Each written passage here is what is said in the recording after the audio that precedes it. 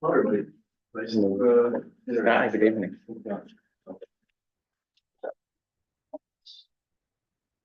Okay, we are ready. All right, all set to go here. Welcome to the February 15th meeting of the Public Safety Committee. I'm Matt Roberts, Chair of the committee. And we're joined tonight by Assistant District Manager Brendan Burke. And this meeting is called to order at 6:32 this evening. And as a reminder, New York State law requires all community board members who are not able to attend the meeting in person have their cameras on, first and last names displayed until the meeting is adjourned. Members of the public who are attending virtually, you can raise any questions or comments through the Q&A feature of Zoom. And for members of the public who are here in person, you can raise any questions just by raising your hand. And then we'll field questions from the public after the committee's discussion. Steve Perez has volunteered to take minutes tonight. Thank you, Steve. And Brendan will conduct the roll call. Committee members, I will call your name. When your name is called, please say present. I will announce if there is quorum. Stu Desser, Present. Eric Goldberg, Yes, present. Gerald Jones. Gerald? Nope. Rupal Kakad. I don't see Rupal. Steve O. Present. Steve Perez, Present. Matt Roberts, Present. Ann Sullivan. I don't see Ann. I know she's traveling. Correct. And Hyder Zaidi. Present. We have a quorum. All right, terrific. So that brings us to the agenda for tonight, which is displayed on the screen here and distributed ahead of time. If there's no objection, we'll adopt the agenda. If there are any objections, please raise your hand. Seeing none, the agenda for tonight's meeting is adopted. Minutes from the January 18th meeting were distributed ahead of time by the board office. If anyone has any corrections or changes, please raise your hand. Seeing none, the minutes from the January 18th meeting are adopted and will soon be available on the CV6 website. All right, the ground rules, I think everybody's familiar here. Nobody may speak until granted the floor. Committee members in person, just raise your hand, I'll identify you. Committee members attending through Zoom, raise your Zoom hand. And it's just very important to, and let the record note that Rupal is here. Yep, I record you as being present, Rupal. And again, only one person should speak at a time, so everybody can understand each other. And of course, the chat function should not be used for committee business on Zoom. All such remarks should be made on the record.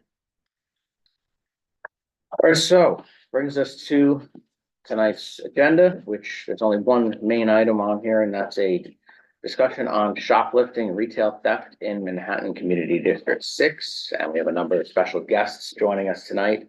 We've got members of the precincts with us tonight. We've got the business improvement districts, I believe. Do we have the district attorney's office present? Yes, we do. Okay. I see Eric from the DA's office is. And I'm not sure who, somebody else was supposed to join as well. I'm not. Yeah, someone else. Sean McMahon is here as well. Oh, terrific. Welcome, Sean. So we have a lot of guests here, and then you guys in the public want to just let us know who you are and who you represent. Hi, everyone.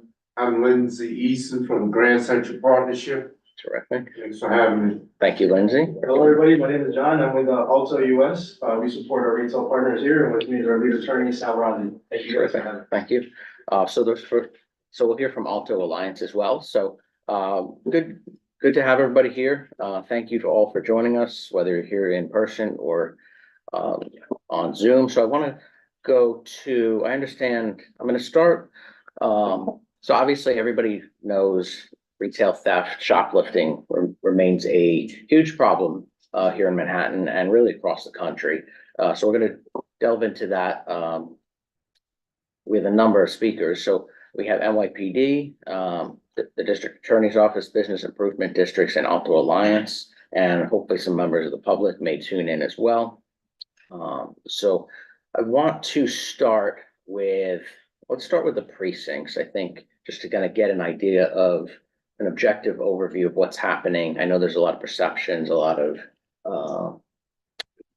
things that may or may not be true, but let's start with the precincts and just kind of get an overview of what the situation is today. So we have Captain Clamp and Deputy Inspector Orlando with us. I'm gonna go to Captain Clamp because I know she has to run. And then we'll go to Deputy Inspector Orlando, just kind of get an overview of where we stand with retail theft, shoplifting, and any challenges, whether it be in the prosecution, any challenges within the law. So Captain Clamp, if you can kick us off tonight. Thanks again for joining us. Your second Hi, month in a row. good evening, everyone. Thank you for inviting me. So we have shown an increase in our petty larceny related complaints. However, when we take a deeper dive into how that pertains to shoplifting, we see that there are shopliftings gone bad, which elevates the crime, to a robbery, which currently in our 28-day period, luckily we do not have. But in the 28-day period overall, our grand larceny shopliftings have seen 3 incidents in the 28-day period, one of which resulted in the fine work done by the 17 precinct personnel. We actually apprehended one individual. She's currently out. And when we look at the overall larceny complaints, where we're at currently 80 versus 78, 70% were shoplifting. So that's 56 out of the 80 are shoplifting. We currently have 15 chain stores, just so we could all get an idea as to what we have in the confines of the 17th. 13 are Duane Reade's and CVS, 4 of which operate 24 hours a day. Obviously all of which in the 17th precinct, which creates a significant issue for us. But what we have been doing proactively, is that we devise a proactive plan. We conduct our targeted offender operations several times per month. We also have our officers exit the vehicle, conduct directed patrols where they make contact with store managers or store workers during that tour. Obviously, we have 3 tours that we cover. Our first, which covers pretty much the midnight platoon, our second, which covers the day tour, and then our third platoon, which covers the 4 to 12. When we look at the impact that it has had in the 28-day period, we have made 11 arrests in regards to shopliftings. Sad to say that all 11 have been released, some of which we work closely with the DA's office and we make our request. And obviously once it goes to court, it may have a different outcome, hence why we have the 11 who have been released. Our efforts, we will continue our efforts, which we have. You will see, we actually expanded our zones in terms of how many directed patrols. We find that has worked. Overall, we have seen an increase in our methods, what we're doing now with our plan. So we will continue our efforts on that end. But we can send it over to Inspector Orlando if he would like to touch base on that. Sure. So for us here in the 13th for shoplifting, we've seen a 78% increase over last year for shoplifting offenses. It's being driven by our 5th Avenue corridor, Lululemon, the blue, whatever the cream store is called. I'm sorry. There you go. Blue Mercury. Them and also CVS on Park Avenue. The CVS on Park Avenue is interesting because of on how much it's increased since last year. All of last year, they had just over 200 at that location. So far this year, we're just about to touch 60, and we're only 6 weeks into it. So for some reason, that CVS is jumping off the page for us. So we've increased our foot patrols in that area, and as well as 5th Avenue. We've stopped Lululemon. We were good for about 1 a day out of that store. We haven't taken one out of there in about 3 weeks since we started our foot patrol in front of Lululemon and Blue Mercury on 5th Avenue. But we're just not getting the when we make these arrests for the month, I have 79 shoplifting arrests. Out of those 79, 14 were dismissed at arraignment, and 4 of them were completely dropped, and pretty much only bail was set on 10 of those 79. And also 13 of them pled guilty at arraignment. So that's not really good statistics. My officers are putting in the work arresting them. Our arrests are up about 60%. So it almost correlates 1-for-1 on what our increase is, but we're just not getting the bang for our buck when they go downtown to the court system. And a lot of these are repeat offenders where they definitely meet the criteria for open cases and other stuff, but it's just the judges aren't holding them. All right, thank you, Inspector. So I wanna, what I'll do now is, I guess it makes sense to go to the district attorney's office next, and then we'll come back to the bids and give everybody a chance to respond. Today we have Sean McMahon with the Manhattan District Attorney's Office. If you could just give us, I know there's, obviously the problem is bigger than what we've just heard from the 2 precincts, but if you could just give us some high level overview of what you're seeing in your office, and where the challenges lie. Yeah, hi everyone, Sean McMahon. Just by way of background, I've been in the office for about 17 years. I am presently, was a line assistant for 11 or 12 years, then a supervisor, and then I ran our crime strategies unit, which is kind of an intel stat group sort of consultant to and think tank within the DA's office. And for the last 2 years, I've been the deputy chief of the trial division, or one of 2 deputy chiefs of the trial division, where the great majority of what you understand as street crime is prosecuted inside the office. I guess I would start with what you're seeing and hearing from your precincts in terms of retail theft and shoplifting is something we've been seeing since sort of the return to normal life, or the beginning of the return to normal life since 2020. A feature of retail theft that makes it easier and more challenging to prosecute, easier in some circumstances and more challenging in another, is it is largely driven by recidivists. The individuals who are disproportionately responsible for this crime are responsible for a significant number of events, and that's a significant number of incidents. And that's what's driven our approach to this. In early 2020, we partnered with the police department coming out of the Office of Crime Control Strategies to identify that group of recidivists that warrant our attention. The idea being, if you focus on the top 10% of offenders, 20% of offenders, 30% of offenders, you're going to disproportionately impact retail theft downstream. So what this has evolved into is us focusing on the offenders who essentially have the greatest market share of retail theft. 2 years ago, in 2020, we focused on the top 30% of retail recidivists who were responsible for, there were about 300 of them citywide, a smaller subset that were responsible in Manhattan. Many of these individuals or the top end of these individuals were responsible for double-digit incidents throughout the year. One sign of progress, or I guess some progress that we've seen, is taking that same sort of approach to 2023. We did the same thing, looking at 2023 numbers now, identifying who are the folks that deserve our attention and the most amount of resources. That same market share, about the top 30% or so, there's a lot more individuals in that group who are responsible for fewer incidents. And what that tells me is that individuals aren't able to get to the double digits or upper 20s or 30s of incidents. So we're having some impact on the higher level offenders. That doesn't mean that we've solved the problem, and there are still a ton of challenges.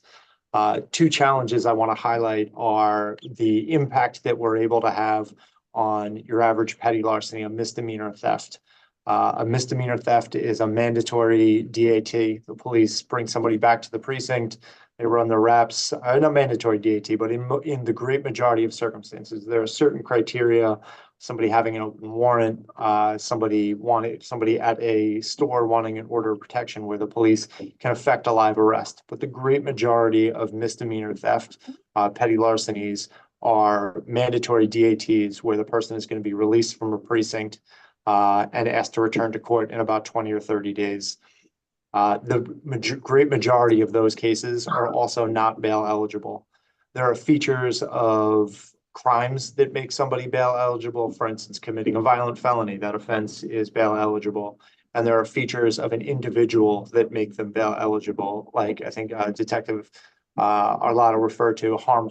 If somebody is out on a crime that has caused harm to somebody, a misdemeanor crime or a felony that isn't otherwise bail eligible, and they commit another crime that either an A misdemeanor or a felony that isn't bail eligible but caused harm to an identifiable person, the open case and the new case is a feature that makes that person bail eligible on the new case. If somebody's on parole, that's another feature of an individual that might make them bail eligible.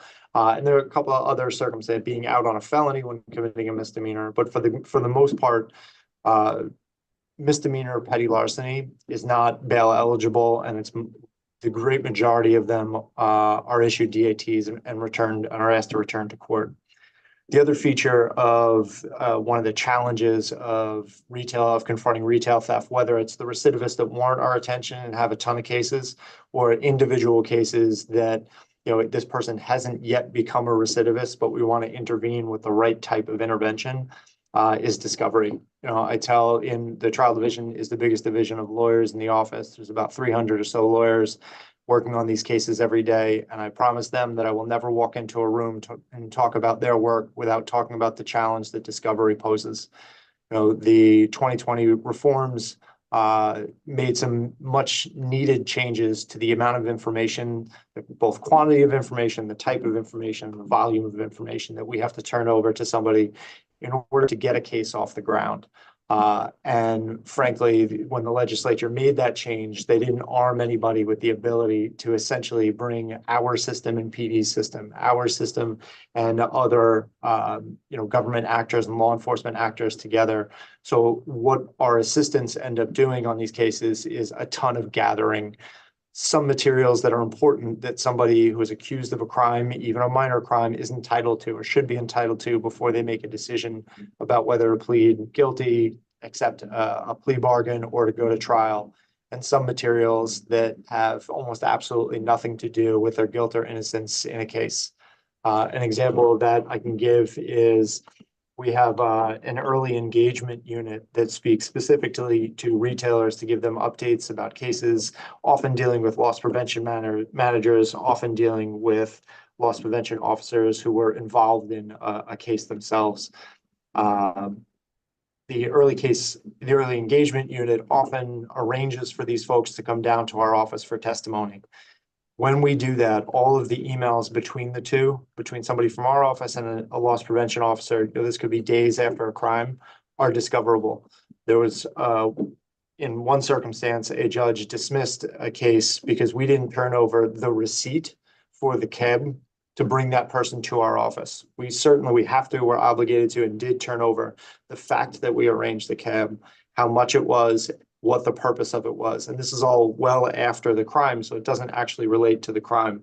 There's a reading of the law that we disagree with, and we've lost in a couple of forums, that receipt is an essential piece of information that if not turned over to the defense, the case is, the judge dismissed that case, and there's no accountability, there's no justice, and everybody's efforts up until that point were stymied. So in terms of our approach, we're focusing on the people that deserve our attention, the recidivists who are driving the numbers in this crime, in this category of crime.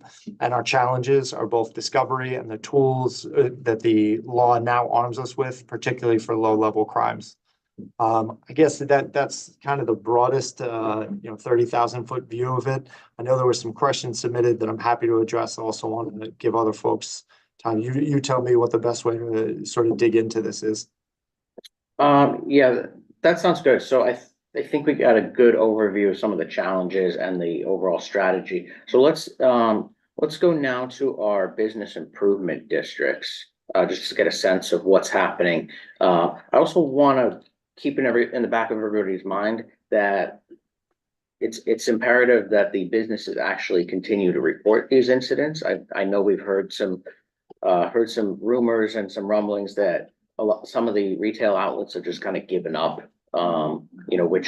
which may impact your strategy in the sense that, they're not hitting your double-digit numbers that you're looking for, that they're staying below the criteria to where they warrant extra attention. So I just want to keep that in the back of everybody's mind. As we go through the business improvement districts and kind of hear from them as to what they're hearing and if they can take that back to the businesses. Because I know, a lot of these store workers just don't want to invest the time of day to report something because they just don't see any value in it or any results. So I'm not sure exactly how much that's impacting anything, but let's start with Lindsay. I don't know if you have any remarks or anything that you've heard from the businesses within the Grand Central Partnership or.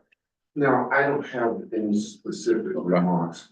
I don't know the specific numbers that are affecting our jurisdiction at this time. But I know, the Grand Central Partnership covers the 17th, Midtown North, Midtown South. So it is a condition of ours. Definitely. All right. Thanks, Lindsay. Let's go to Rob Burns, East Midtown. Rob, thanks for joining us. Thank you, Matt, and everybody. Yeah, I mean, look, we're hearing about it on a regular basis, and I think what you said before has a lot of weight. I think a lot of businesses have just stopped reporting, much like many people are saying rat sightings have dropped off because people are just done with reporting it and nothing happens. And, businesses, they're not, if they were seeing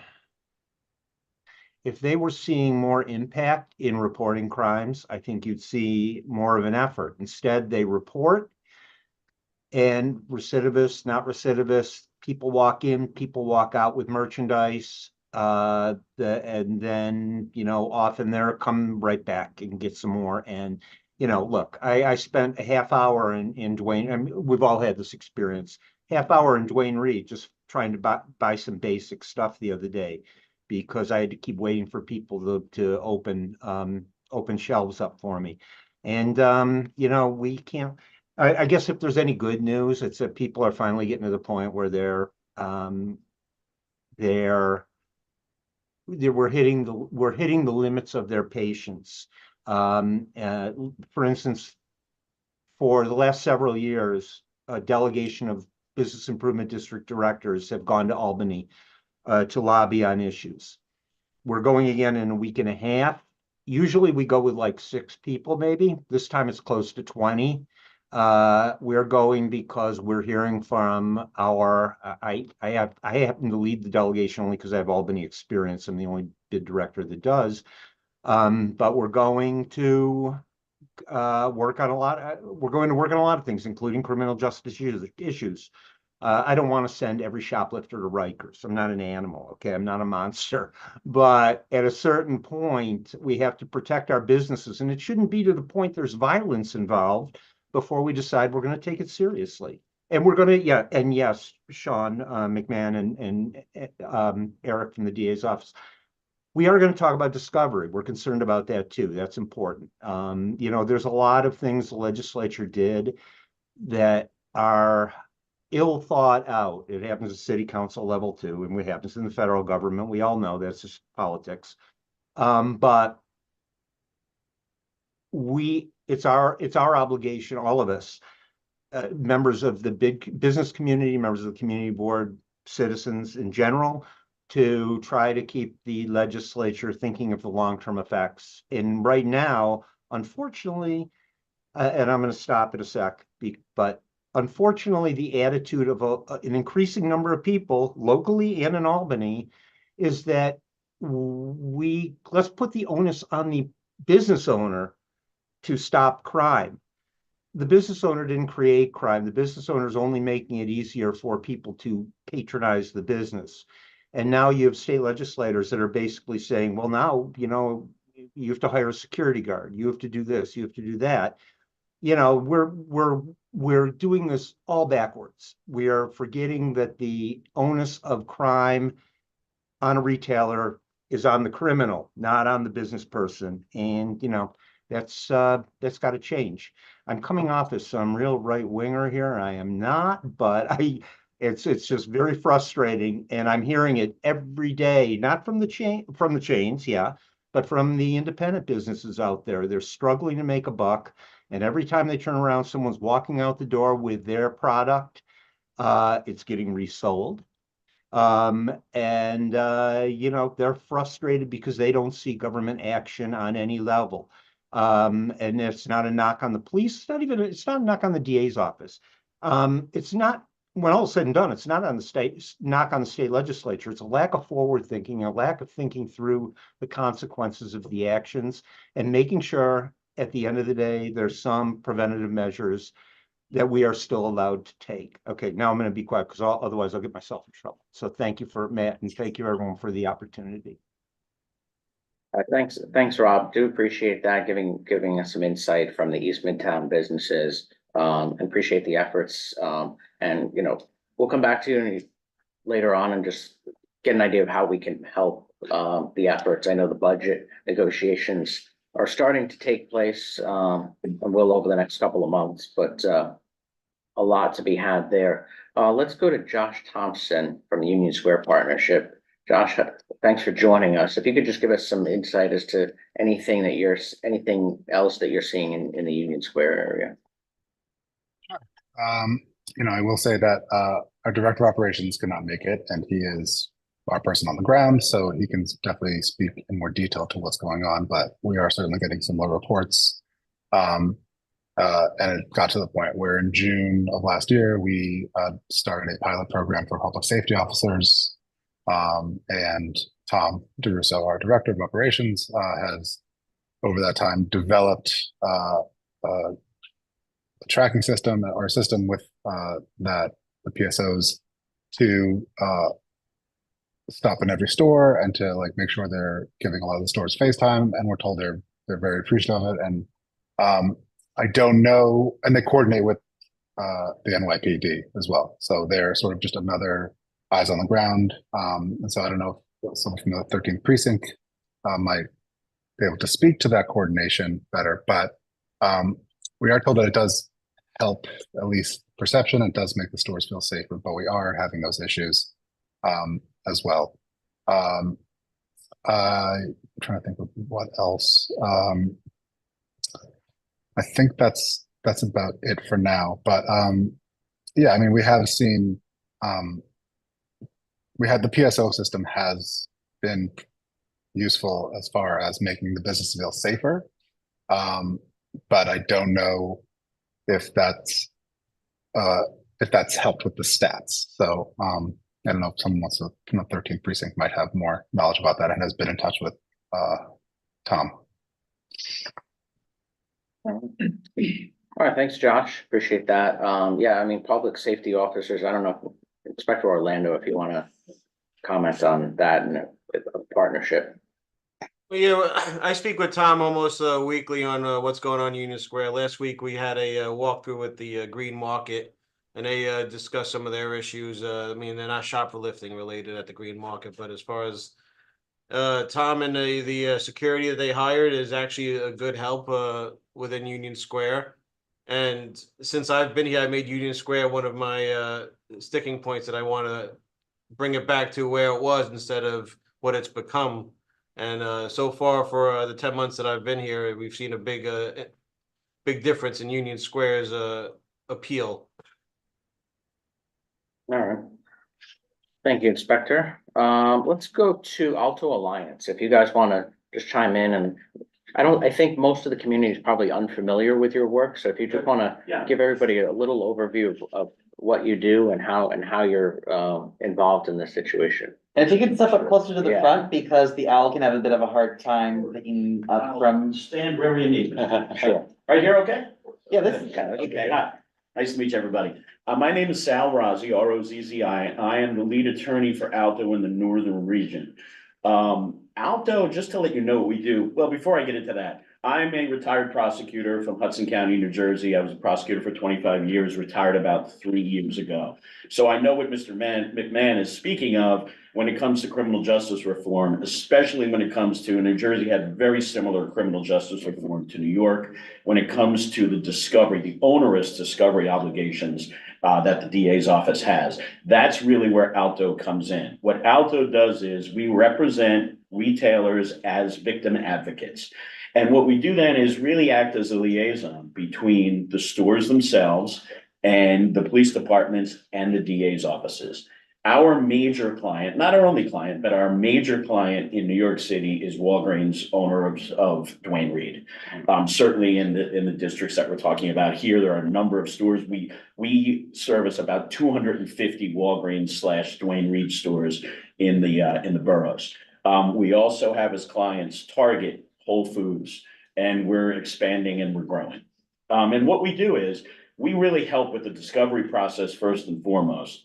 We make sure that the police departments don't have to sit there and try to pull video and find evidence. We get it for them. We have people that in our company will pull that video, will get them the evidence. We'll also make sure that victims, as far as witnesses, will come to court, either grand jury, trial. We'll accompany them and make sure that that process goes a lot smoother.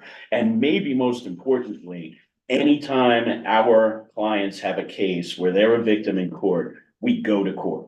We communicate with the ADAs. We make sure that our clients' cases are not being dismissed, that nobody can say, well, they're not interested because there's no one here, because we go. And I can give an example just today where I was actually in court and I watched 2 different retailers who are not our clients have their cases dismissed from this one individual, but I was there for Walgreens and that case will continue. So that's really what we do. We have here our operations manager, John, our staff attorney for this region, which is Jade, and we're really here to help facilitate this communication between the stores, the ADAs, and the police departments. Very good. Yeah, thanks for that. And yeah, I mean, I know a little bit about your organization, but I didn't know all the ins and outs of, the discovery process and all of that. So that's definitely helpful and something that we can certainly inform the community about. Yeah, and if I may, just a quick second. So we can absolutely relate to that whole notion that store managers are absolutely discouraged and they just don't want to report. We provide customer success specialists, which really is kind of what Sal's getting our boots on the ground, which is our extension of our asset protection team, who hears that feedback and gets those comments on a daily basis, right? So they're visiting about 6 to 8 stores per day, and they're visiting whether it's Walgreens, Targets, H&Ms, or different clients in the area. It's all the same common notion that they just don't stop, they just don't report, because what's the point, right? So where we really step in as a customer success specialist wants to be able to encourage the stores to get those reports. How do we do that? Is to be able to share the local wins in the area. We can't share those wins unless we actually achieve those wins and we are able to integrate that process in those stores, right? So part of our pillar and part of our key success of what we really want to do is how do we create that culture in the store so the store can report and the store does feel that support when they call law enforcement, even if it's for the candy theft, that they can go after, right? So part of our strategies, and every retailer varies a different strategy, but our main strategy is to really go against our top offenders. With each retailer, we try to focus out maybe 10 to 20 offenders per area and per precinct, and we make a focus to see how we can get a strategy behind them. Whether they are already arrested and we see how we can get a maximum outcome, or there's a pending investigation to see how we can work with the local precincts to maximize that or to include that investigation.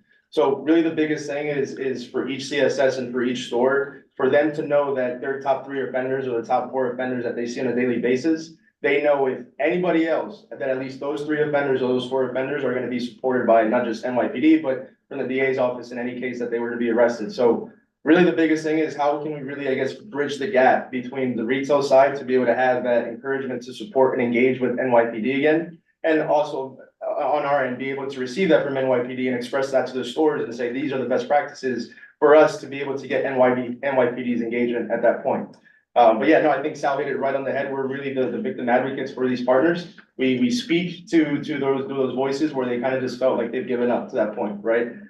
But to that, we obviously collaborate with anybody that we can, and we want to make sure that it's a grease wheel of success. So, yeah, no, thank you for that. I just wanted to kind of make that quick comment there. Absolutely, thanks. So let's go back to, just want to go back to Inspector Orlando, or I don't know if Captain Clamp is still on, but if we could just get some feedback on your end as far as, you know, what you're seeing in terms of the relationships with the retailers. You know, are they accepting of, are there any issues in just, you know, having, you know, reporting incidents or having to pull video? I mean, is that holding things up at all? The issue, it's not so much not reporting, it's what some stores are doing is they report the incidents all at once, so they'll have a stack of 5 for the week, and then they'll call us at the end of the week and say, here's the 5 shoplifts that we had over the past couple of days. And that really hinders our investigation, because a lot of the video around may not record on a 30-day loop. Some video that's private may record on a 7-day loop. So by the time the report gets entered, the detective gets the information, and now they go out to look the video. Sometimes those systems don't have a 30-day record loop. So it kind of puts us behind the 8 ball when it comes to retrieving video for pre and post incidents. So we've been trying to tell them that they need to let us know that day, and so this way we could get the report in and the investigation started. But some of the company policies for the larger corporations is they don't make the report until the loss prevention employee's working. So that's some of the issues that we've been having is these corporations only have the loss prevention employee at these stores 1-2 days a week, and then they'll go to another store for the other 2-3 days a week. So we only have them in our store for 1 or 2 days during the week, and then that's when we get all our reports from like the past week. But as far as not reporting, that's not an issue here. It's more of a late report, if anything. All right. Sorry, if I could actually follow up on what DI Orlando started, like just in the way that poses a challenges for us as well. You know, we have really good relationship. The gentleman from Alto, we've met with some of their folks, and we have great relationships with the retailers in terms of some retailers in terms of identifying who their problem folks are and sharing information so that we see the problem the same way they do when a person comes through or when somebody comes through with a series of arrests or one arrest or however many it is.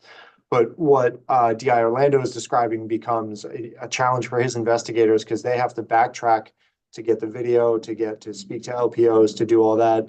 And from our perspective, there's no investigative step we take or we participate in that we're not thinking, how does this impact my discovery obligation? You know, in that hypothetical, if a retailer reports 5 thefts at one time, that might be a circumstance where police officers were near or around or were called after the fact, and we have to now go and chase all of the PD response in addition to what his detectives are doing. So, you know, we've seen practices by retailers that they engage in because it makes business sense for them that can be obstacles for us. Some like DI Orlando is talking about where only certain people are allowed to call 911. So there'll be a certain amount of time passing between when incident occurs and when that employee comes to the store and they call 911. Or report the incident to police. There are other retailers who have had practices where they only report a theft of a certain amount or a person if they're known to the retailer to be a problem. And sort of those gaps in incident and reporting not only become obstacles to police officers investigating it, becomes an obstacle to us prosecuting it, and it becomes an obstacle to really seeing the problem, which is person may be coming back more often than the prosecution sees when we're making case decisions, or a person may be a bigger problem for a retailer than we see because of delayed reporting or absence of reporting. Again, that's not to suggest that there aren't challenges for all of the businesses in terms of an employee coming off the floor or going to a police station to report it. We recognize that's a problem. I just wanted to put it in the context of how we see it as well. All I right, just very want good. to ask you a question to the ADA is we've had some stores have trespass affidavit notices issued to their repeat offenders. What's the DA stance on actually charging the burglary on these trespass affidavits? Is there a certain criteria that needs to be met before it's even entertained, or just having a trespass affidavit is good enough for the DA to charge the burg? I mean, for a certain class of individuals, this sort of top 30%, the market share, like we've identified those folks based on data that 1PP gave us that we have in arrest alerts, and we're tracking those folks. So if they get arrested and there's a trespass burg, the felony charge is what we're pursuing for those folks, because we already have the information that puts them in this sort of cohort of folks that we know are the biggest problem. And so for the top end people, definitely. For the rest of the folks, it's really a matter of information gathering, whether it's your guys on the street who know that so-and-so is a particular problem. We can think of, there was a time maybe 6 or 8 months ago, I was at the 7th precinct talking about, this problem, retail theft, and a known perpetrator to the 7th precinct got arrested after leaving court, going to the same location. And he didn't meet some of the objective criteria that we've sort of outlined, but certainly warranted that attention. So where it calls for it, we certainly will. And we want to encourage retailers to issue trespass affidavits, if nothing else, to tell a shoplifter to leave, or to have a shoplifter conceivably, or potential shoplifter, be arrested for a trespass before we get to the point of them taking property, before they get to a point where they're confronted by a store employee having taken property, and hopefully before anything like that escalates. So to answer your question as directly as possible, for a certain group of high-level offenders that we've identified already, absolutely.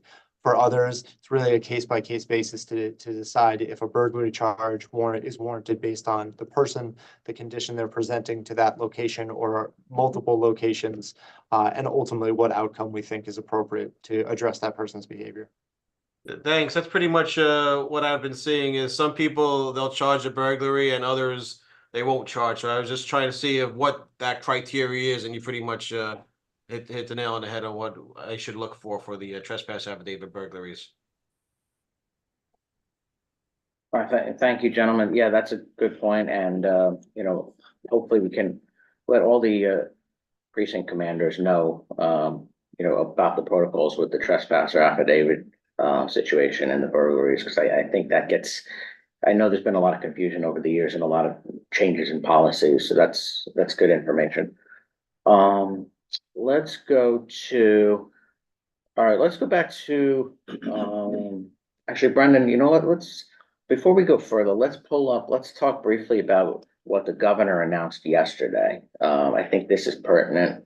Again, this is, so on the screen before you'll see the policy this is what Governor Hochul announced yesterday, is her plan to fight retail theft, especially citing specifically New York City. So I believe the price tag jumps to like $45 million on here. So very expensive, and seems like there should be more affordable ways to tackle the problem. But be that as it may, if we can scroll down, get into some of the bullet points here. I know there's some relief for some of the businesses. All right, so some of this is legislative action, which is where I'm going to need the committee to kind of chime in here, as well as establishing criminal penalties, and perhaps next month we'll look at some of the proposed legislation in a little more detail. She's proposing to set up a New York State Police smash and grab enforcement unit. Again, this is all being done through the budget, which will be negotiated probably by April. $10 million in funding for district attorneys to prosecute property crime cases. So that speaks to the resources that ADA McMahon was telling us about with the discovery reform, and they have to kind of pick their shots there. $5 million additional state funding to build the capacity of local law enforcement efforts. Unclear exactly how that's going to come into play. And then $5 million for commercial security tax credit to help businesses offset the cost of security measures. Is there anything else on there that we want from Brendan that we want to pull here? Again, this is very preliminary information. It was just announced yesterday. I believe it was Senator Hoylman or somebody that has some legislation that's already out there that we can pull from. But I just want to bring this to everyone's attention here. and kind of get some feedback from everybody. Is this sufficient? Is this waste of money, waste of time? Are there certain aspects of this that the committee should advocate for? Kind of open here. So does anybody have any questions on this or any comments pertaining to what the governor is proposing? I guess I haven't looked at too many details about the Yeah, none of us. police smash and grab enforcement unit, but just that right there gives me a bit of pause, and I would wanna know a lot more before I even consider that as an option. It just seems kind of a bit, I don't know. Yeah, again, this is done at the It's- state level. Yeah, so that's where I would have to like kind of pause and think, is this really kind of, sounds like maybe it's just a name that makes it sound like it's going over the top a bit, but I'm a little uncomfortable with that. Let's go. Correct. Yeah, I could, yeah. let me just, translate that for, smash and grab is a type of, pettit larceny where a group of 5-10 people run into a store and grab as much of the stuff they can and then leave. It's not so much as the police go and smash and grab the individuals.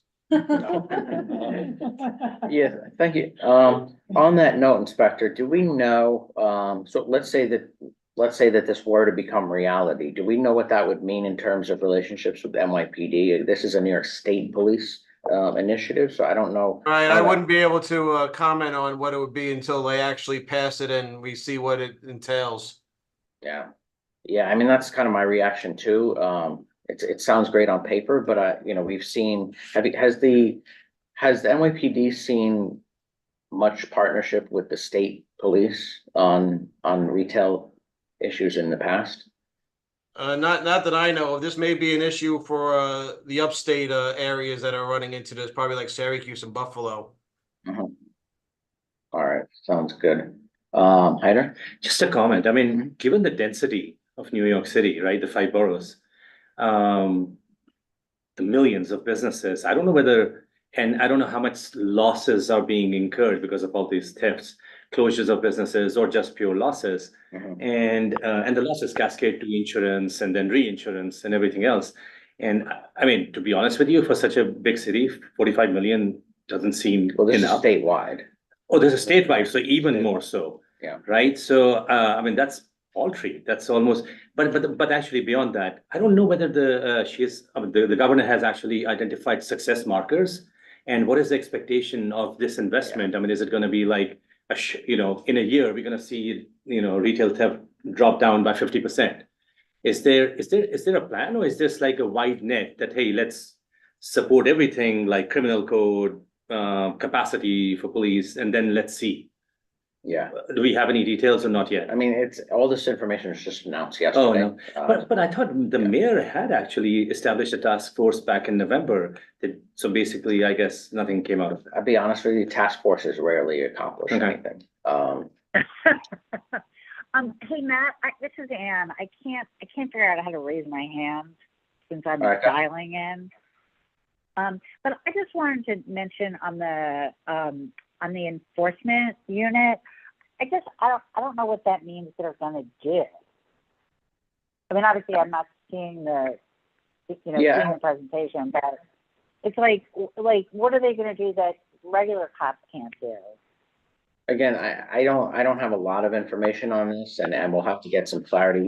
If, I wouldn't get too caught up on this. This is something, the specifics of this proposal just yet. I just want to kind of get some bullet points and reaction, and then we'll kind of dive into it a little bit later on. Let's go, Rob. Yeah, thanks. I just want to quickly point out on the smash and grab thing. More than anything else that we've been talking about, more than the people walking in to empty out the toothpaste at Duane Reade or whatever, smash and grab is organized crime. These are gangs that are going in. They are not smashing and grabbing a routine shop. They are smashing and grabbing high-end stuff and then selling it. This actually ties in a lot to the first bullet point, criminal penalties for online marketplaces, because These are high, and I've had it happen a few times in my district. I don't think in Community Ward 6, but definitely in Community Ward 5, that along Park Avenue, some of my stores have suffered from this. And the merchandise is taken, and then it doesn't make its way to Canal Street. It's being sold online for big bucks. So this is, and the same gangs are doing all this. So that was all I just wanted to contribute. Yeah, thanks, Rob. Let's go to Steve and then Steve O and then Steve Perez. Thanks. Sorry, I know you mentioned that this was just posted, that we need to do deeper dives. The commercial security tax credit, I don't even know who we would ask to expand upon that. That seems very small if it's a statewide perspective funding. Likewise, if we look at this for selfishly just for New York City, it doesn't look like it's affecting us tremendously. Like 5 million for local law enforcement. I mean, 10 million only for the DAs. That seems, at least for our neck of the woods, we would need a little bit more support. But yeah, the commercial one is also throwing me off as well. The security tax credit. Yeah, I mean, I think we'll try to get some better information from the governor's office between now and next month. So yeah, it's very preliminary information, and obviously there's still a lot of negotiations that this will have to go through before anything can actually happen. But I'm glad we're looking at this now in February, because the budget deadline is April, so that gives us a little bit of time to kind of dig into this. Steve? Yeah, my question is regarding, I mean, what I've read is that New York City itself launched a pretty massive initiative last year to combat retail theft. It wasn't just a task force. There's a whole series of programs behind this, including alternative to incarceration programs, connecting people with social services. There were other criminal justice elements to the program. Does anybody know are these programs in operation, in which case they can be conduits for some of this new funding coming in, and are they working? So there was the Restore program that was supposed to be launched last year. It's called the Re-engaging Store Theft Offenders and Retail Establishment Program. There was kind of a number of other programs that the city has already kind of put out there. So do we know, one, are they working? Are they operational? Can they be recipients of this kind of funding? And I was just gonna add, as you were saying, like when I heard the comments tonight so far, and then I look at this plan very briefly, it doesn't look like there's much alignment between what people are saying the issues are. It sounds like the city plan was more aligned to many of the issues that are coming up, whether it's recidivism, discovery issues, store hardening, capacity. They seem directed. Maybe they're working or not. To answer your question, we'll find out in a second. But this feels like it doesn't align to what we're hearing. Yeah, I think there's some good stuff in here, but I think there's also some challenges, within the laws themselves, i.e. discovery reform, that I know the governor and the legislature hashed out a little bit at budget time, and there was really not a lot of movement there. I know we talked about it briefly in committee at that point back in the spring. I mean, do we know, to Steve's question, from the people on the line or in general, like, it doesn't sound like things are moving in the right direction from the data. Yeah, I mean, I think we'd have to look at some of these individuals on one by one and I think what we heard from the district attorney's office, that they're looking at the worst of the worst because that's what their resources allow them to do. And then everybody else is sort of, case by case basis. So to your point, Steve, could some of these existing city programs help some of these people who, maybe need the services, potentially. But I think a lot of this deals with organized. So I want to actually go back to ADA McMahon and just kind of get a sense how much of what we're seeing is organized. How much of this is there any indication from what you're seeing? How much is this going to marketplaces, whether it be Canal Street, whether it be online somewhere? Do we have any kind of information on that? We do. We have a couple of things, and this is perfect. I wanted to follow up on kind of everything that everybody said, but secondhand markets are incredibly challenging because there's no quote, there's no one secondhand market. You know, as Rob had described, the connection between secondhand markets and high-end smash and grabs, people going to Louis Vuitton, grabbing everything that they can and running out the door very fast. They're also very difficult cases to prove because the perpetrators are often covering their face, wearing hoods, disguising themselves, and then getting rid of those disguises very quickly. So they're very resource heavy for the police department in gathering video, looking through multiple locations. The perpetrators are often coming from out of borough or out of the city, from New Jersey or from upstate. So it's really a tremendous lift to identify those sort of organized parties. With respect to secondhand markets, you know, some of the individuals engaging, and I want to pull back a little bit from just the smash and grabs, you know, the larcenies that you're seeing, or the fact that, you know, deodorant is locked up at your local pharmacy, like those folks are often selling something on the street. They're sometimes selling something down the street at a bodega that is largely, or a store that's largely engaged in perfectly legitimate business. Some of it goes to organized online markets that our office has a couple of investigations into, both medium size and big size. We've executed some search warrants on some sort of secondhand sellers, makeshift warehouses over the past couple of years. So I think what this proposal does, specifically the smash and grab element of it and the secondhand markets, ignores a big part of what I think Steve Perez, and I'm sorry, I didn't get the other gentleman's name, identified, that there's a tremendous amount of need in some of these perpetrators that are serviced by services, our problem-solving courts, mental health court, veterans court, our alternatives to incarceration programs. In the DA's office, DA Bragg created the Pathways to Public Safety Division that manages a ton of this. And just to give you a couple of metrics, our recommendations of cases to go to our pathways, to approach, be evaluated by pathways for a problem-solving court or problem-solving disposition, has increased by month from 2021 to 22 to 23. The folks accepted by month have increased as well. Sorry, I can give you those numbers in a sec, but they're particularly promising. The increase for referrals were up 30 to 41 to 62 in years 2021 to 2022 to 2023. The problem-solving dispositions increased 17 to 30 to 38. Again, this is per month. So we're talking about hundreds of cases a year, and these individuals are often, when they're at this level, responsible for many, many particular incidents. I think what we're most proud of is the success rate, you know, for individuals who complete a alternative to incarceration program.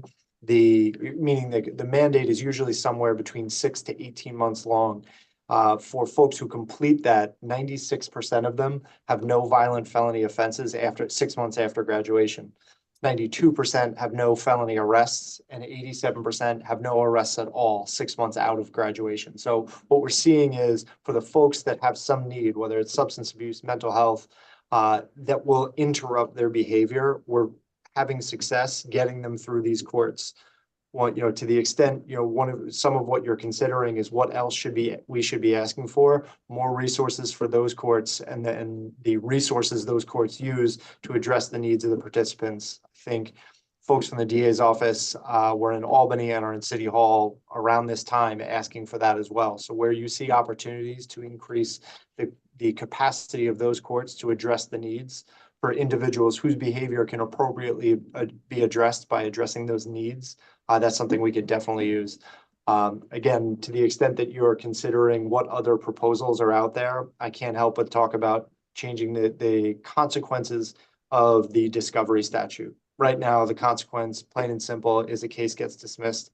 Last year, DA Bragg and several other DAs from around the city and the state got together and made a proposal, just not to change the requirements. If you're accused of a crime, you would still be required, you'd still be entitled to everything the statute gets you. It just softens the impact of a case dismissal as the only and proximate result of a discovery failure, and just allows courts to fashion remedies, which could include dismissal, that are a little more consistent with the types of materials that somebody may not be able to get, or the fact that we may need more time to gather it. All right, Yeah, that makes a ton of sense there, that, you know, there's probably some solutions, within, you know, between resources and maybe tweaking Discovery a little bit. Steve, oh, you have your hand up? Yes, on the subject of our responsibility as community board members for the budget requests for this year, none of our budget requests align with anything that's seen here in the governor's program. Also, the mentions of the core programs that from the DA's Bragg's office. We also don't have anything like that that aligns with that kind of messaging, which seems to have success for these offenders. I guess looking for some guidance, is that something that as a community district that we can push as a budget request, at least at the district level, that will help help disrupt or at least support what's going on here, especially since like quite literally none of our budget requests are aligned with anything that is being discussed today. Yeah, just to clarify, so our budget requests are primarily for the city budget, right? So I don't know, Brendan, do we actually have any budget that goes to any budget requests for the state budget? Or is that just more through resolutions or? It's the city budget request process, so it's for city agencies. So if we wanted to highlight some things that we'd like the state to look at, is there a process for that, or would it just be a resolution? Sometimes state elected officials reach out to our office to ask whether there's anything budgetarily they want. Whether there's anything budgetarily we want them to carry out, but otherwise probably a resolution is the way to go, just because there's no budget request process mechanism for what we want funded at the state level. But to Steve O's point, I think there are city budget resources going towards these things that we haven't spoken about in our own budget requests. So we should just think about how do we need to change the way that we're I think we'll prioritizing. For example, the court programs that the Bragg's office mentioned. I don't think we once ever discussed that in the past number of meetings we had in our community board meetings. I don't even know where they are in terms of number of programs that's available. I wasn't even aware they were effective or even available tools for the court system. So if we could expand upon that, if that's something that could add to the arsenal to the courts that is effective, I think that's worth diving further and pushing as a budget request, even a resolution tied to it, because that's at least at a local level we can affect. Yep, absolutely. Yeah, I mean, and that's why we're having this meeting now as opposed to later in the year. So I think that's a very good point. So next month, I think we're going to look at budget requests anyways. I know we were going back and forth on emails about a couple of things, but I think in March, one of the things we'll look at is budget requests, and then we will take into account some of the things we've heard tonight in terms of resources there. So I want to go back to, I know we're jumping around a little bit. I know, Stu, you had sent in some questions for the district attorney's office to answer. So go back to Sean McMahon if you want to answer some of the questions that we sent over earlier, and then we'll take a couple more questions and then try to figure out directionally where we go from here. Sure, absolutely. The main thrust of what I want to do is sort of demystify what it means for the DA's office, or when and under what circumstances we decline to prosecute a case. As a general matter, that's the outlier of outcomes when somebody gets arrested.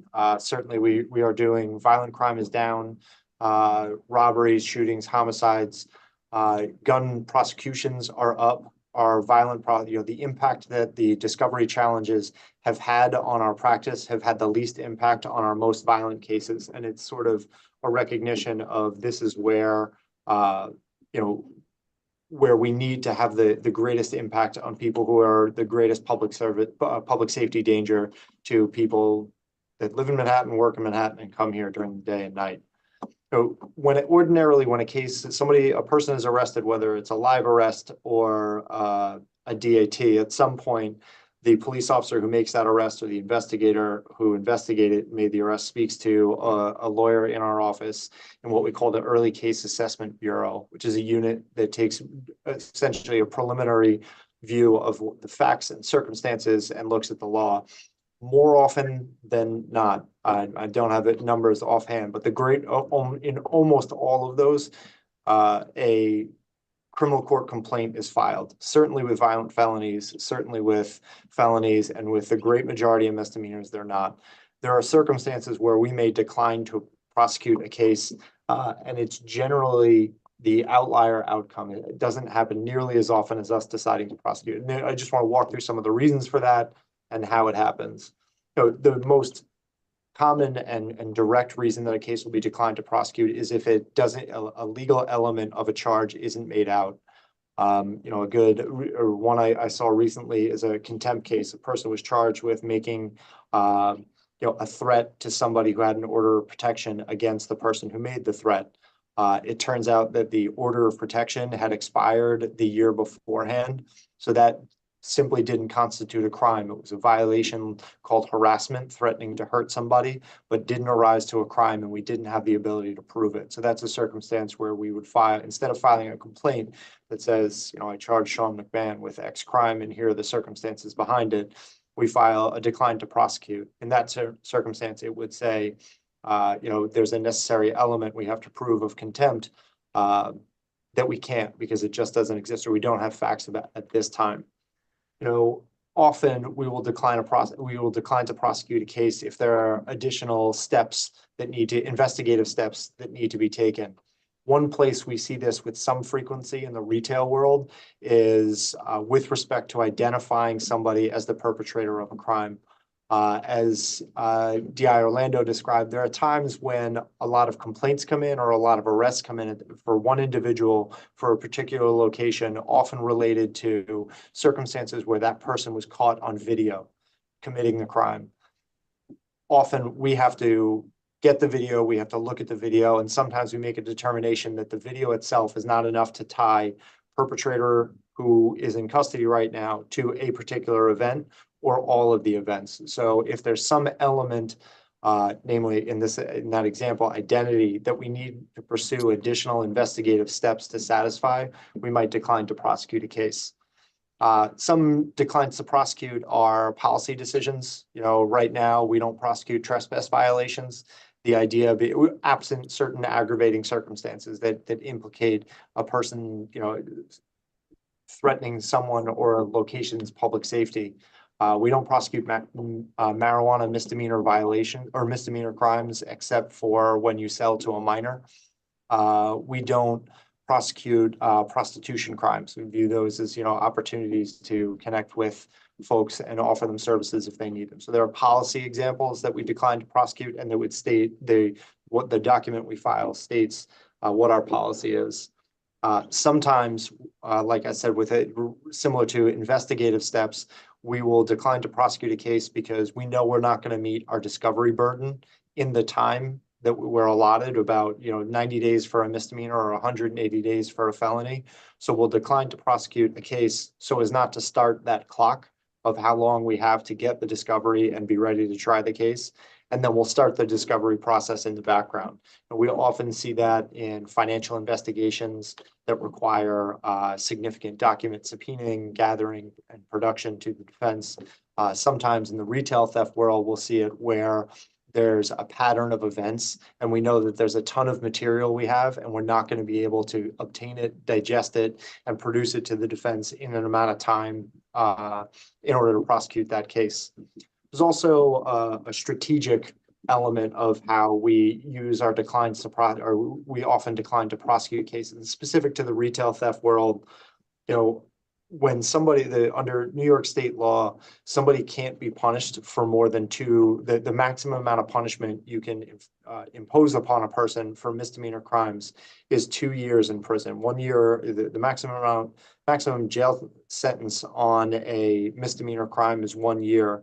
And the law caps that at 2 years if you were convicted of two, say what we call running that sentence concurrently.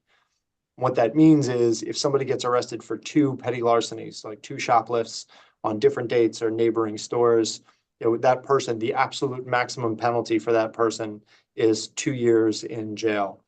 If somebody gets arrested for 30 petty larcenies and we prosecute all 30 of them, which is a tremendous lift in terms of drafting complaints, gathering discovery, talking to witnesses, getting evidence of the crimes itself. End of the day, that person could plead guilty or be found guilty after trial of all 30 petty larcenies, and the maximum penalty is still 2 years in prison. So as we see with these retail theft crimes, and there are analogs for that with felonies as well, effectively for felonies, which are grand larceny in the 4th degree, or D felonies, which are burglaries when we can turn a shoplift into a trespass burglary.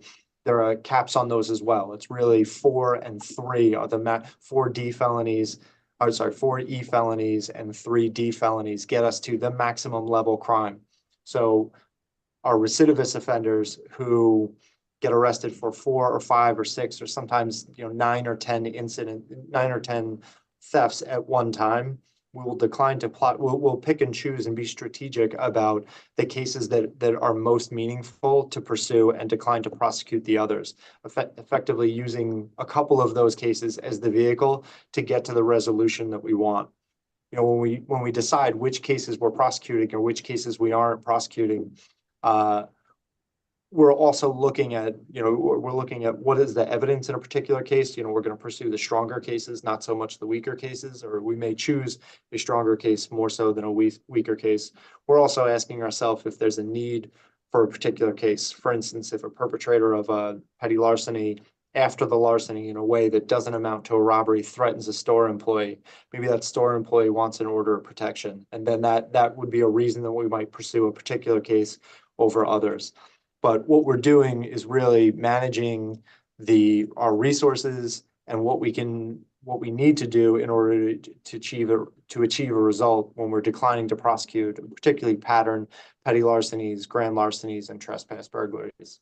And to a point, DI Orlando mentioned about dismissals and arraignment. One of the things I suspect that most of those may have started or may have taken place in Midtown Treatment Court. One of a program that we've piloted in Midtown Treatment Court, and we're trying to build resources downtown for it as well, is a program where somebody is given a DAT and they're told to report to court on another date. If they show up at court, Midtown Court has a bunch of really great resources for individuals who have needs that frequently engage in this behavior. Person shows up to court, we connect them with the resources, we talk about what their needs are and identify if there are existing needs. And if they engage in those resources that we think are really going to be more impactful on their behavior in terms of preventing them from doing this again, then we'll connect them with the resources and we'll dismiss or decline to prosecute their case in Midtown Court. That's a program that we piloted in Midtown, and we're trying to find ways to bring that downtown as well. Yeah, 1 second. So just a couple clarifications. So with regards to the Midtown Court, what percentage, just to give everybody a little perspective, what percentage of cases do they get? And, is there, how can the public help improve those if they're effective? Actually, so we haven't been doing it long enough. Well, I'm sorry, percentage of cases, I don't know entirely. I can talk to our Pathways division and come back to you all with a breakdown of what's ending up there and what's not ending up there. But right now it's only DATs. So it's individuals that their criminal history and their recent criminal history is such that the police department has to give them a DAT. And it's only people of a certain age. It's people between the ages of 18 and over 18 and under 26. So it's a segment of DATs that are going to Midtown. In terms of, we're pretty hopeful about what our data is going to show in terms of outcomes. We've been doing it for, I want to say 9 or 10 months now, and we're hoping around the 12-month mark to have some meaningful data about what those resolutions are. We just don't have that yet. All right, yeah, keep us posted on that. I know we're very curious to know how that's working out. We have a couple of questions from the committee, and then we'll open it up for some final things. Rupal? You actually asked the question I was going to ask, which was about outcomes of that Midtown treatment. Perfect. All right. Steve-O, you're next. Just to kind of double click on the maximum sentence you mentioned was 2 years, regardless of if they commit one or two or many larcenies. It seems like our repeat offenders, they seem to know some of our loopholes. Is this quite honestly, like if they commit a crime and still have been found guilty, they can still continue to do this until they actually are gone through the court system and found guilty. Is that correct? So they can continually repeat petty larcenies and misdemeanors until they're actually sentenced and found guilty. Is that right? Well, yeah, I mean, in theory, yes, certainly somebody could, if they are out that entire time. I think it was Inspector Orlando who talked about harm. Are you familiar with harm bail? You mentioned that in today's call, yeah. So in the context of DPing misdemeanor cases, I'm trying to put you in the sort of decision maker's chair when, 7 to 9 or more than 3 incidents of petty larceny come into our complaint room.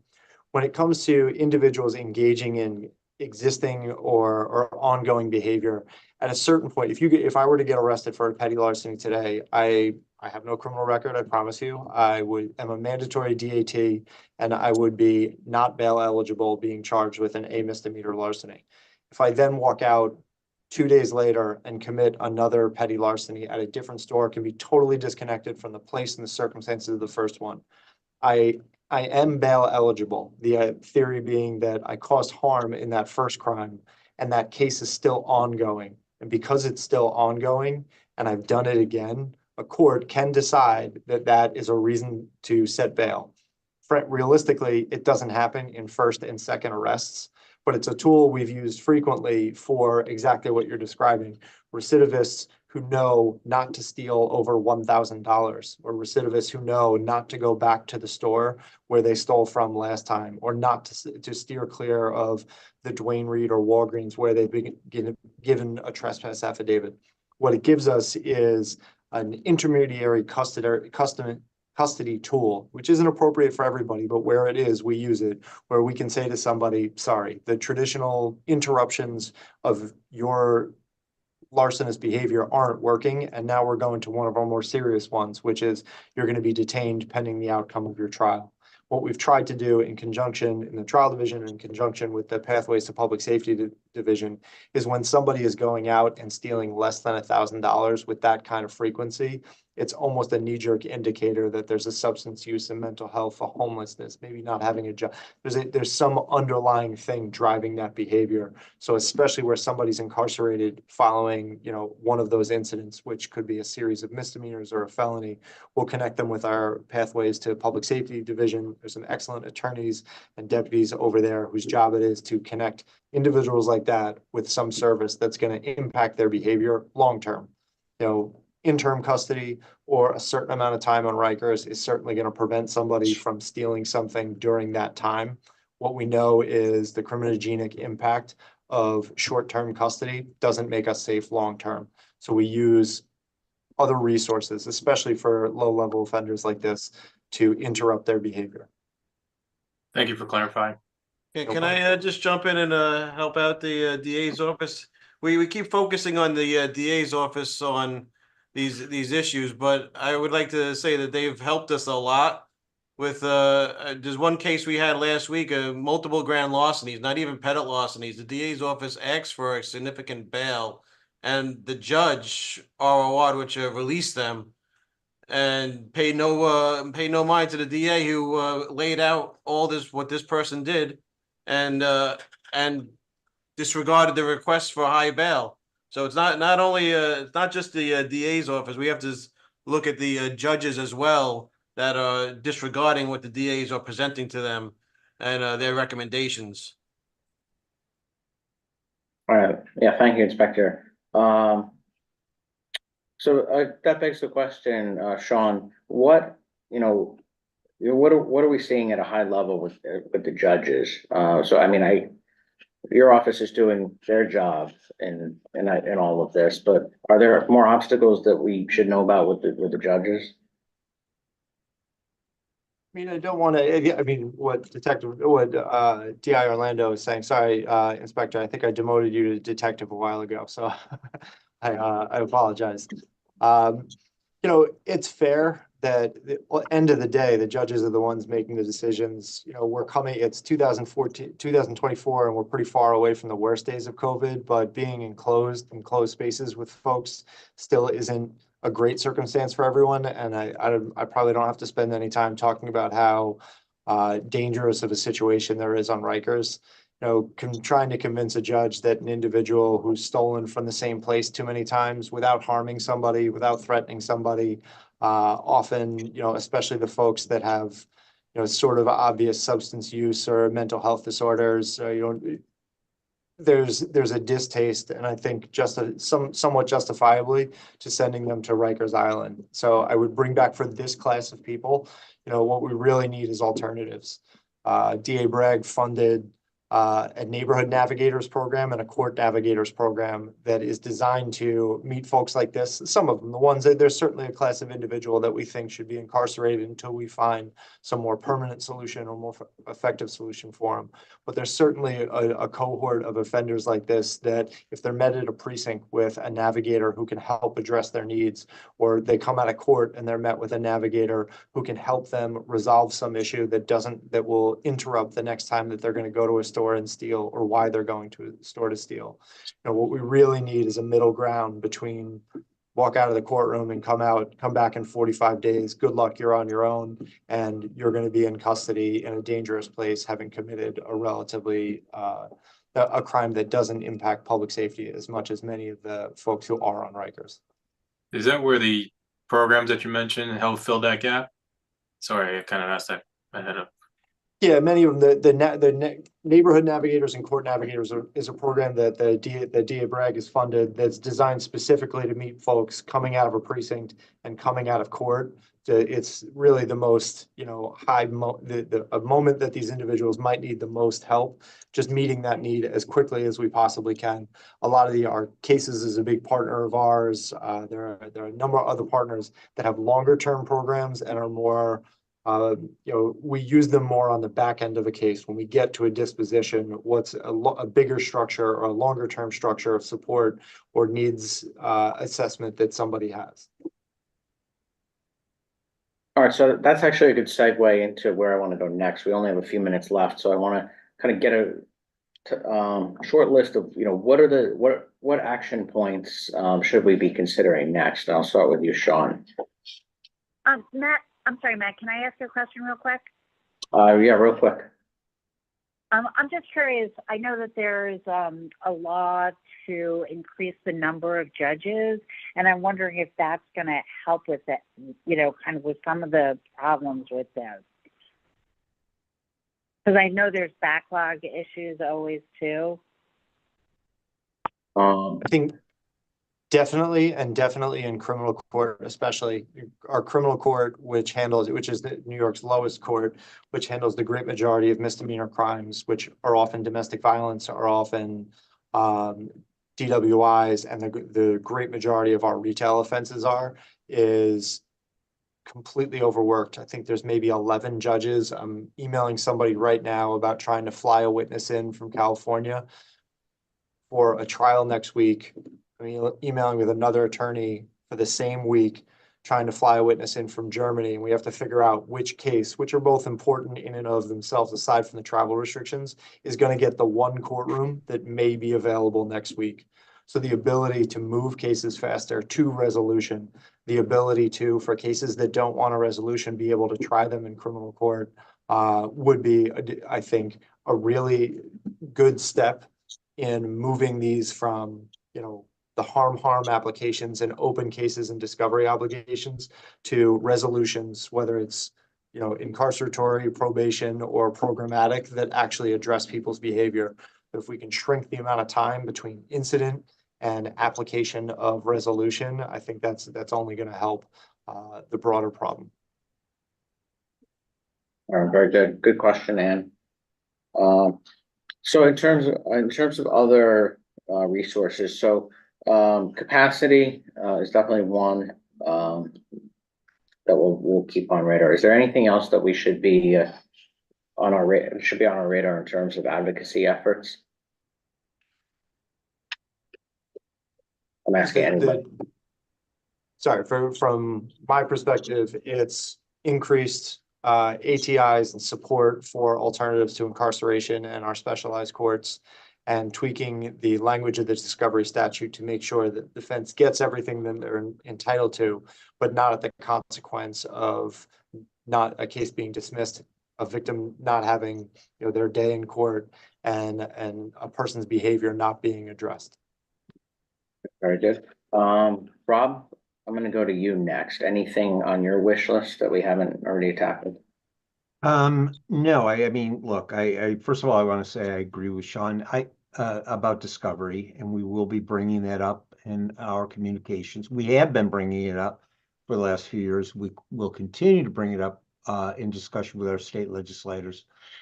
It is important, I think, because, I am, excuse me, I have 800 retail, or I had, excuse me, I had 800 retailers in our district. They are now down to about 700. They are coming back, but they're frustrated because property crime is they feel given short shift. But that said, I do want to still commend the work of the DA's office, the NYPD, and the community in doing what they can. This isn't a vacuum. It's happening nationwide, probably internationally, frankly. So, I think it's just a case of staying in touch with your state legislators, making sure that they know what the impact is on everything from discovery to what we can do to support retail in trying times, and not putting the onus of stopping property crime on the victims of property crime. You wouldn't do that to the victims of violent crime. And yet we are still looking at the retailers to be the people that stop what's going on right now. But again, I want to thank everybody for their efforts in this. It's tough. We had a good thing going, and things went off the rails a little bit. But we'll get it back. I know we will, and hopefully, we will do it in a kind way. Again, I don't want to send everyone to Rikers. It's not a good solution for anybody. But we need to look at the entire community, not just the personal crime, but also the property crime. So, okay, thank you. And thank you for hosting this forum, though. This has been good. Yeah, absolutely. Thank you for joining us and for your participation. Appreciate that. Let's go to Inspector Orlando. Do you have any closing thoughts or anything from your perspective that we should be fighting for? No, I think we made a lot of good points here, but what the governor is proposing, I don't think we'll have much help downstate. That sounds more like an upstate type of solution. All right, thank you, Inspector. Anybody else in the room have any closing thoughts or questions for the group? All right, good on it. Committee? Just one more item that we have not touched on, but there is so the Biden administration passed the Inform Act, which is related to, it requires online marketplaces to verify and track the identities of high volume sellers. And there was a similar bill that they wanted to replicate at state level, which was put in session last legislative session 2023. I don't know why it didn't pass, but it's in committee now, 2024. So that's just something to put on our radar that I don't know if we think that's a solution, will help with this problem, but if it's something for us to look at and see if that's something we should be supporting. Yeah, we can definitely keep an eye on that. It's Bill S364. Definitely a tool. Yep, absolutely. All right. I'm sorry. I just go ahead, Rob. My last comment. Got to remember that a lot of this is going to be a little bit of tools. Tweak a discovery. Look at this bill that was just mentioned. A lot a lot of little building blocks can do a lot to get us where we are. We don't have to get draconian. We just have to make sure that these tools are available. Yeah, well said. And that's exactly the direction I want us to look at things next month. So we'll continue the conversation and focus on those 3 or 4 main items there and just see if, what we can do in regards to that. And we'll see if there's any other legislation out there that is pending that makes sense, or if there's not, then perhaps we could recommend to our state legislatures that there should be. All right, so any other comments on shoplifting or retail theft? So Chair's report real quick. I don't really have any items, but I did want to just let everybody know that I will be retiring from the community board at the end of this term. Just want everybody here, maybe before it gets out there too much, but it's been a good run after 8 years. I'll still be covering the 17th precinct, so not going too far, but stepping aside here. So there will be a new chair in this role as of May this coming year. So just wanted to put that out there. And with that, does anybody have any items of old or new business? Just quickly, thank you. No, but I just wanted to say, even like dialing in from my vacation, this was super interesting, and I'm glad I did. So thanks very much. And Matt, I'm really sorry to see you go. You've been a wealth of information, and it's just such a great connection to the police community, and it's really been so valuable. So thanks very much for that. All right, thanks, Ann. Appreciate it. Thanks, Eric. Any items of old or new business? No? All right, with that, the meeting is adjourned at 8:03.